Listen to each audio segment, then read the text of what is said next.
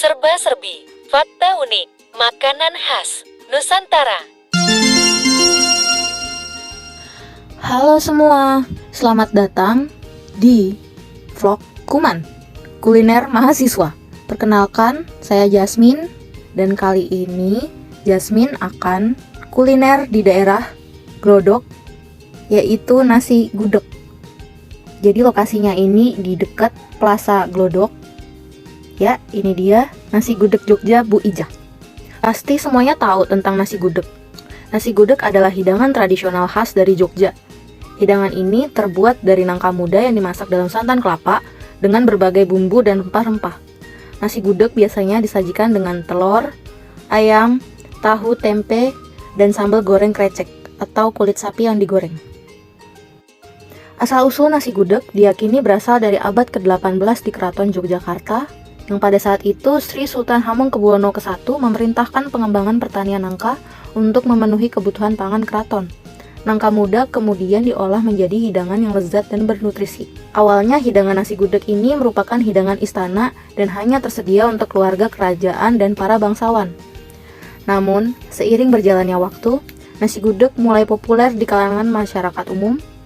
Saat ini nasi gudeg dapat ditemukan di berbagai warung makan dan di restoran Yogyakarta serta di daerah sekitarnya termasuk di daerah Jakarta. Sekilas mengenai nasi gudeg.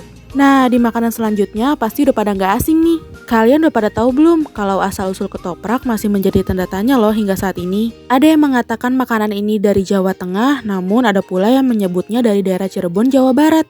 Tapi ketoprak ini udah terkenal banget loh di wilayah Jakarta. Fun fact-nya, beberapa pendapat menyebutkan jika nama ketoprak berasal dari singkatan ketupat toge yang digeprak.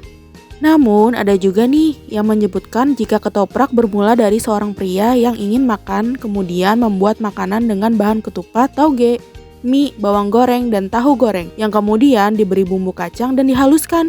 Ketika saat makan sambil memikirkan nama untuk makanan yang dibuat, si pria tersebut melamun hingga menjatuhkan piringnya dan menghasilkan bunyi ketuprak. Pria itu kemudian memberi nama makanan yang dibuatnya ini dengan nama ketoprak. Unik banget kan sejarah tentang ketoprak ini? Kalian pada suka ketoprak nggak?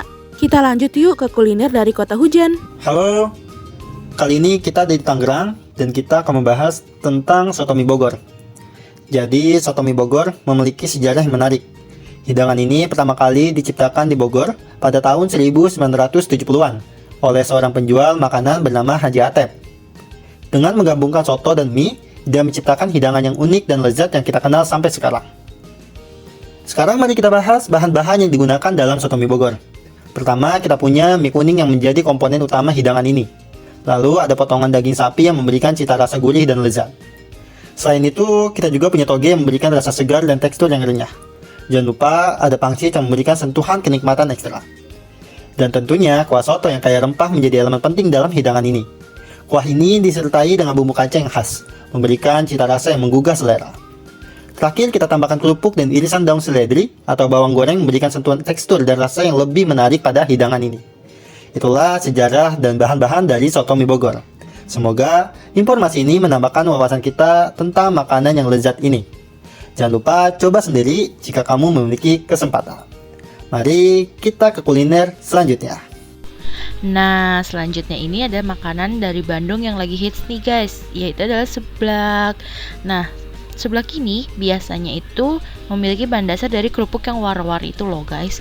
Nah, bumbu-bumbunya ini proses pembuatannya itu cukup mudah loh, hanya menggunakan bumbu dapur yang mudah ditemukan di rumah guys, seperti bawang putih, kencur, dan juga cabai rawit yang dimana semua bumbu itu sudah dihaluskan loh. Fun fact-nya, seblak berasal dari kata nyeblak yang artinya kaget, dimana ketika orang yang memakan seblak tersebut akan kaget dengan rasa pedas, yang dimana menjadi salah satu ciri khas makanan ini loh guys. Seblak juga terdiri dari dua varian bentuk loh guys, ada yang seblak kuah dan juga yang seblak goreng. Jadi gimana guys, kalian udah pada nyobain belum salah satu makanan khas Bandung ini yang lagi hits? Makanan selanjutnya berasal dari Provinsi Sumatera Utara. Ikan mas arsik atau dalam bahasa Bataknya dekenani arsik merupakan makanan khas Batak Toba yang berarti ikan yang dimasak kering. Ikan arsik ini merupakan simbol karunia kehidupan dalam masyarakat Batak. Ikan arsik tersaji pada beberapa upacara daur hidup masyarakat Batak, seperti pada saat pernikahan dan kelahiran.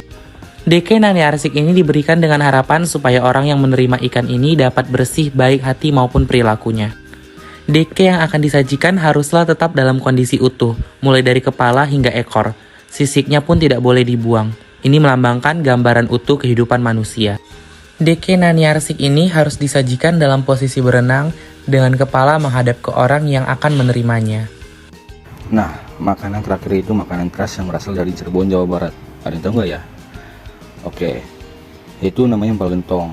Empal gentong merupakan kuliner khas Cirebon yang terbuat dari daging dan jeroan sapi yang dimasak dengan kuah, santan, dan bumbu kuning.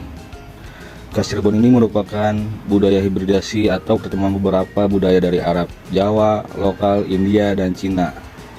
Nah, cocok banget nih buat kalian yang suka makan hidangan berbahan dasar daging sapi, tentunya menyukai hidangan yang satu ini. Berbeda dengan soto yang lain atau gulai yang lain, empal gentong memiliki rasa yang tak kalah sedap dan istimewa.